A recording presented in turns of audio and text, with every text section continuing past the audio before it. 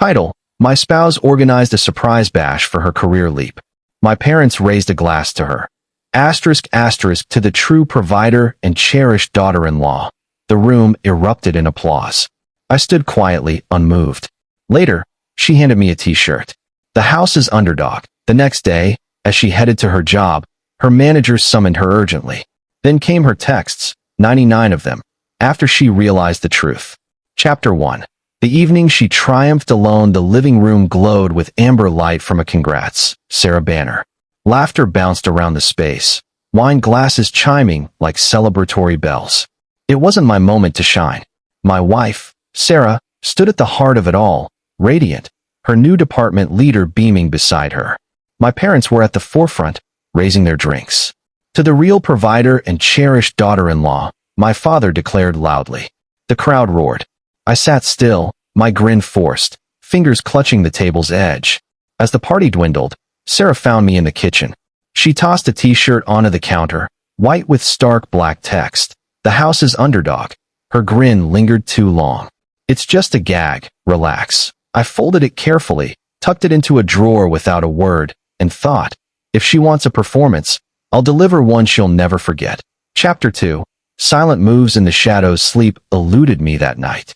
Not because of the t-shirt, the toast, or the echoes of laughter. It was something I noticed during the party that others missed. As my father raised his glass, Sarah's phone lit up on the counter behind her. A message from someone labeled T. It read, congrats. Love, wish I could celebrate with you. Last night was unforgettable. She grabbed the phone, dismissed the message, and turned back to the guests. Too fast. The next morning, she left for work, humming carelessly. I waited 5 minutes, then made 2 calls. One to an IT buddy who owed me a favor, another to a private investigator I'd hired years ago when I suspected my business partner of deceit. By midday, I had access to Sarah's work schedule, personal emails, and text history.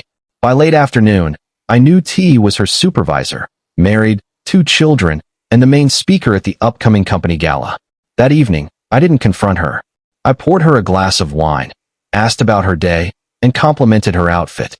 She smiled, believing she'd outplayed me. But I was already crafting the stage for her world to crumble. Chapter 3. Laying the snare for the next week, I played the role of the clueless, supportive spouse. I made dinner, inquired about her work, and nodded as she boasted about her upcoming gala celebration. She had no clue that while she spoke, I was recording every syllable. Not for proof, though the recordings would help, but because I wanted her own words to narrate her ruin. My IT friend supplied a steady stream of her emails, flirty messages, late-night meeting invites with no other attendees, hotel bookings sent to her personal account, and a receipt for wine and berries at a city hotel, dated the night before her promotion party. The investigator went further.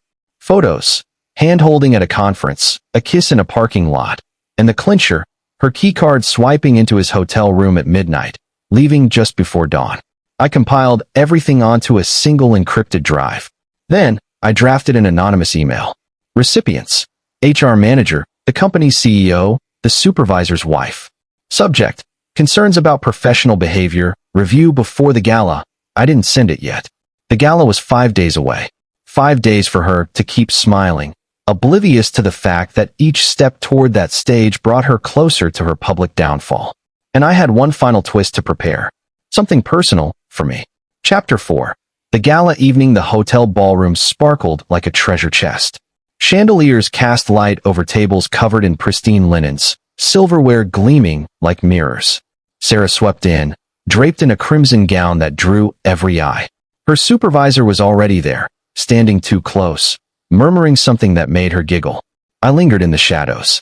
She didn't expect me. She'd forgotten to invite me, claiming it was an employee-only event. That played into my hands. If she didn't know I was there, she wouldn't suspect what was coming. The room hummed with polite chatter and the soft clink of glasses. A string quartet played a refined tune, almost drowning out my racing pulse. At 8 p.m., the host tapped the microphone. Tonight, we celebrate our brightest star, Sarah Mitchell. She ascended the stage, applause swelling like a tide. Her supervisor joined her, their arms brushing, their smiles too intimate. Perfect. As her speech began, I moved to the back, opened my phone, and hit send on the email I'd prepared. Within moments, I saw it. Phones lighting up across the crowd. The HR manager paused mid-drink. The CEO's face hardened. The supervisor's wife, near the front, leaned forward, her expression paling as she read. Sarah hadn't noticed yet, but she would. Chapter 5. The collapse midway through her speech, Sarah's phone, set to vibrate, buzzed on the podium.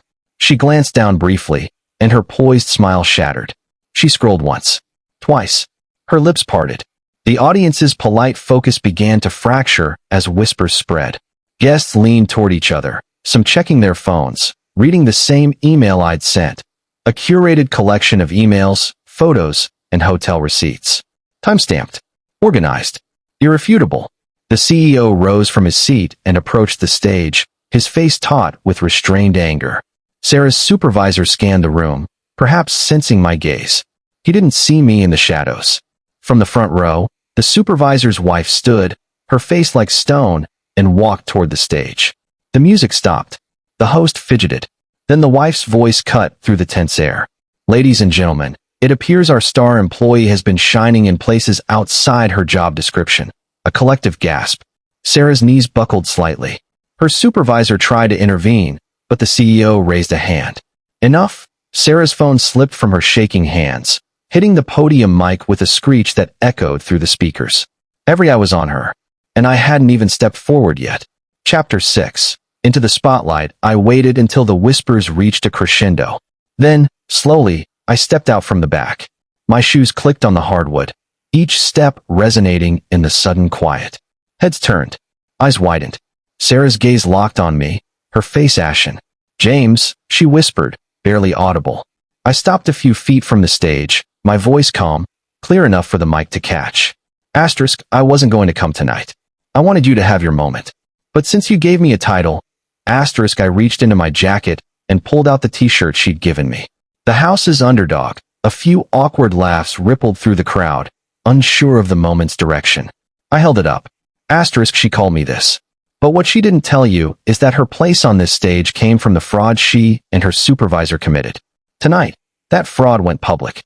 As of this morning, her accounts are frozen, her contract is void, and she's under investigation. Asterisk gasps echoed. A glass shattered. I stepped closer, voice low but piercing. Oh, and Sarah? I tossed the t-shirt at her feet. You'll need this now. The CEO nodded to security. Two men in suits moved toward the stage.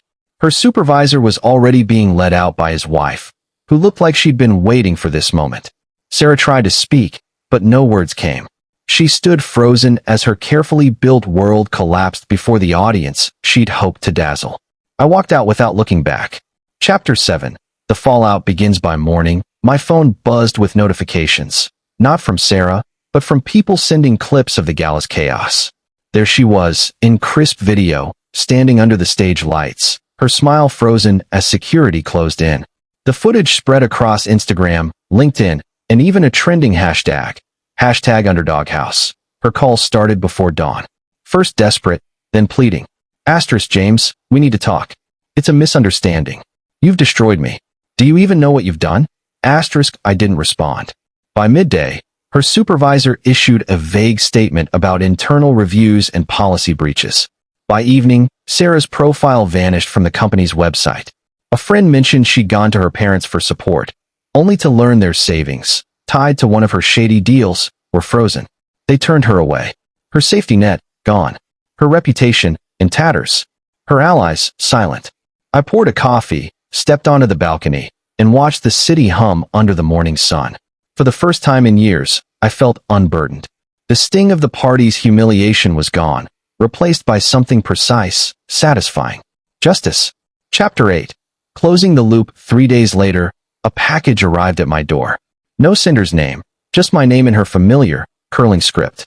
Inside was the t-shirt she'd given me. The house's underdog. I smiled. I folded it neatly, placed it in a new gift box with a printed screenshot of the viral video, complete with the top comment. Asterisk from provider to unemployed in half a day. Karma's masterclass. Asterisk on the card. I wrote 4 words. Winner claims the house. I'd already signed the papers. The condo was mine, solely in my name. Sarah's name was nowhere on any asset she once had. That night, I dropped the package at her parents' address. A neighbor later said she opened it on the porch, hands shaking, face pale. She didn't cry. She just stared at the t-shirt, as if it was the final thread tying her to the life she thought she'd secured. For me, it was the end. I didn't need to watch her fall further. Her life was now a t-shirt in a box. A jest she thought would wound me, returned as proof I'd already prevailed. As I shut the door that night, I realized something. The truest revenge isn't always the grand reveal. It's leaving them with nothing but the echo of their mistake in underestimating you.